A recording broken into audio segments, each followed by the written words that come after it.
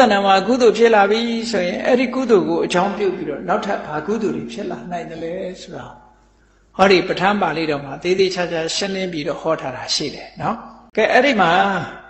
နံပါတ်1လေးလာမှာတော့ကုသိုလ်ကိုအာယုံပြုပြီးတော့ကုသိုလ်တွေဘယ်လိုဖြစ်လာလဲ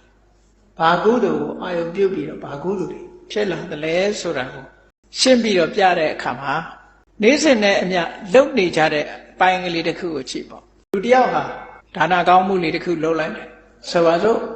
နတ်နဲ့အိယာထားတဲ့အခါဘုရားကိုပန်းလေးတစ်ပွင့်ဖြစ်စေရေချမ်းလေးတစ်ခွက်ဖြစ်စေတင်လိုက်တယ်ပေါ့ဒါဟောဒါနကောင်းမှုလို့ခေါ်တာပေါ့ဆွမ်းခံကြွလာတဲ့တန်ခါကိုဆွမ်းလောင်းလိုက်တယ်ဒါနကောင်းမှုလို့ခေါ်တာပေါ့ဝါဆိုကာလမှာဝါဆိုသင်္ကန်းကတ်လိုက်တယ်ဒီလားရှင်ဆရာလေးတွေနော်အဖိတ်ဆန်လောင်းလိုက်တယ်လှူလိုက်တယ်တန်းလိုက်တယ်ဒါဒါနကောင်းမှုလေးတွေပေါ့နော်အဲ့ဒီဟာကလှူလိုက်လို့ရတဲ့ဒါကောင်းမှုတစ်ခုလို့ခေါ်တယ်နော်အဲ့ဒီကောင်းမှုလေးကိုအာယုပြုပြီးတဲ့အခါကျတော့ကိုလှူလိုက်တဲ့ဒါနကောင်းမှုလေးကိုအလေးနဲ့ပြန်လီပြီးတော့စဉ်းစားမယ်ဆိုလို့ရှိရင်လှူလိုက်တဲ့ကောင်းမှုကဒါနကောင်းမှုပြန်လီစဉ်းစားတဲ့ကောင်းမှုကဒါနကောင်းမှုမဟုတ်ဘူးသူကြတော့နော်ဘာဝနာကောင်းမှုလို့ခေါ်တယ်အဲ့ဒါကြတော့ကုသိုလ်ကောင်းမှုကိုပြန်ပြီးတော့တွေးသည့်အတွက်ကြောင့်ဒါနကောင်းမှုကိုပြန်ပြီးတော့စဉ်းစားတာအဲ့ဒီစဉ်းစားလို့ရှိရင်ကုသိုလ်ကောင်းမှုတစ်ခုထပ်ဖြစ်တယ်